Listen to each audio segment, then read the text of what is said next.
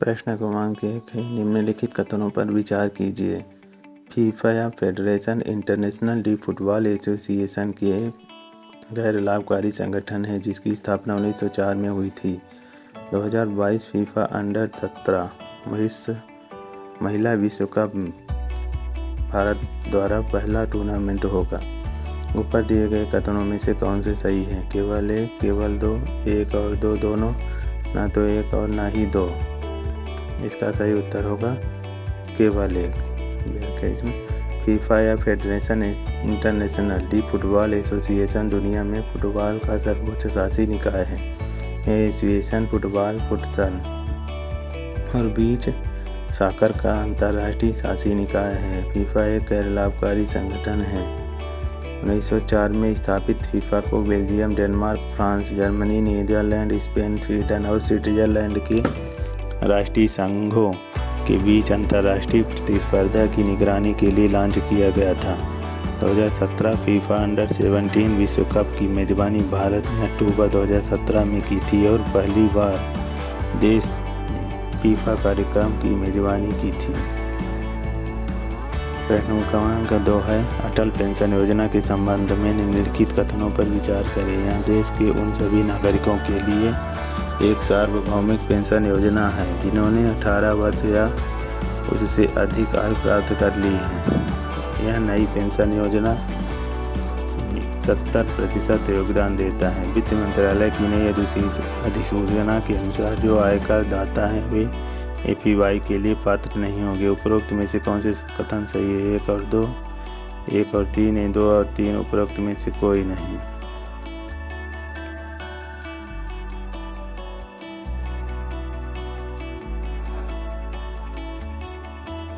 इसका सही उत्तर होगा 2 और 3।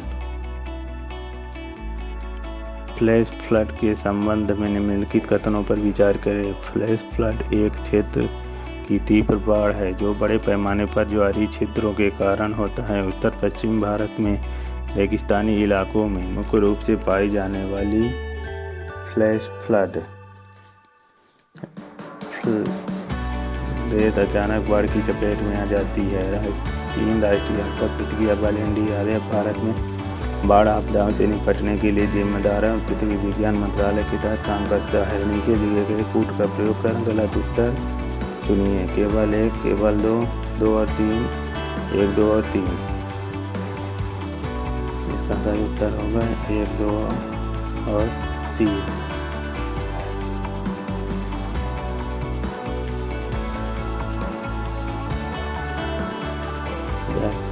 फ्लैश फ्लड मुख्य रूप से अचानक बारिश, बादल गरजने, फटने, गरज आदि के कारण होता है। ज्वारीय छिद्र तटीय बाढ़ का कारण बन सकते हैं। बालू रेत फ्लैश फ्लड के लिए सबसे कम संवेदनशील है। NDRF गृह मंत्रालय के तहत काम करता है। प्रश्न क्रमांक 4 है, भारत में कृषि क्षेत्र के संबंध में निम्नलिखित कथनों पर विचार करें। न्यूनतम समर्थन मूल्य किसी उत्पादों को कृषि कीमतों में किसी भी तेज वृद्धि के खिलाफ बीमा करने के लिए सरकार द्वारा एक बाजार हस्तक्षेप है। सरकार द्वारा न्यूनतम समर्थन मूल्य की घोषणा बुवाई के मौसम के बाद, लेकिन खरीद शुरू होने से ठीक पहले की जाती है। यह कृषि लागत और मूल्य आयोग CFCP की सिफारिशों के आधार पर है। नीचे दिए गए सही विकल्प का चयन करें। केवल 1, 2 और 3, केवल 3, 1, 2 और 3। इसका सही उत्तर होगा केवल 3।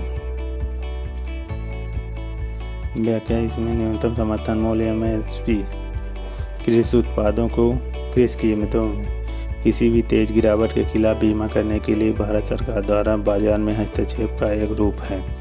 कृषि लागत और मूल्य आयोग CSP की सिफारिशों के आधार पर कुछ फसलों के लिए बुवाई के मौसम की शुरुआत में सरकार द्वारा MSP की घोषणा की जाती है।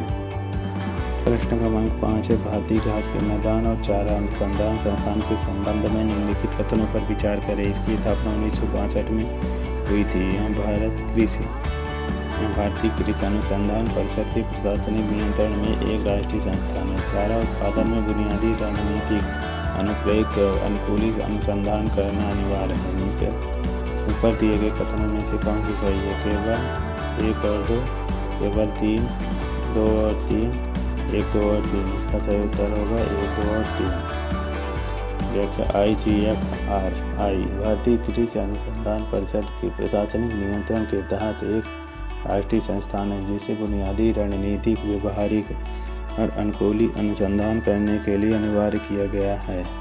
चारा उत्पादन और इसके उपयोग में विकास और प्रशिक्षण 1962 में स्थापित भारतीय चारागाह और चारा अनुसंधान संस्थान अंतर अनुशासनात्मक दृष्टिकोण के माध्यम से चारा उत्पादन और उपयोग के सभी पहलुओं पर अनुसंधान, प्रशिक्षण और विस्तार कार्यक्रम को बढ़ावा देने में सहायक रहा है।